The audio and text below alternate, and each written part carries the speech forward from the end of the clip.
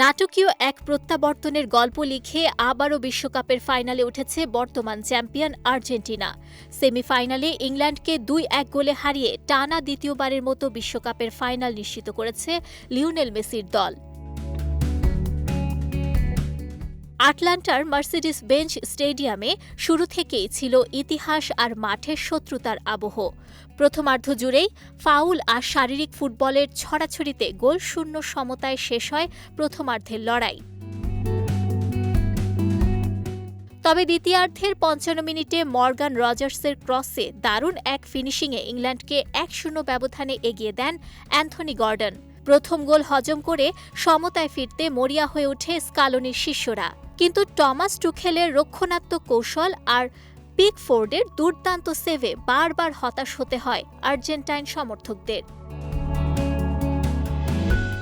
এদিকে ম্যাচ যখন শেষের পথে, তখনই দৃশ্যপটে হাজির ৩৯ বছর বয়সী জাদুকর লিওনেল মেসি। ৮৫ মিনিটে মেসির পাস, ডি বক্সের বাইরে থেকে চোখ ধাঁধানো এক শটে গোল করে আর্জেন্টিনাকে সমতায় ফেরান এনজো ফার্নান্দেস। নাটকের তখনও শেষ হয়নি। ইনজুরি টাইমের ৯২ মিনিটে মেসির পিন পয়েন্ট ক্রস থেকে বুলেট হেডে জয়সূচক গোলটি করেন বদলি হয়ে নামা লাউতারো মার্তিনেজ। ২-১ গোলের অবিশ্বাস্য জয়ে উল্লাসে মাতে আলবিসেলেস্তেরা। আগামী সোমবার নিউ জার্সির মেটলাইফ স্টেডিয়ামে মহাদেশীয় শ্রেষ্ঠত্বের লড়াইয়ে ইউরোপীয় চ্যাম্পিয়ন স্পেনের মুখোমুখি হবে বর্তমান বিশ্ব চ্যাম্পিয়নেরা। শিরোপা ধরে রাখতে পারলে বিশ্বকাপ ইতিহাসে টানা ২টি আসর জেতা মাত্র তৃতীয় দল হিসেবে নতুন ইতিহাস গড়বে আলবিসেলেস্তেরা।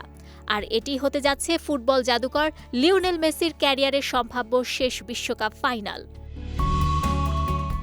বিজয় টিভি নিউজ ডেস্ক।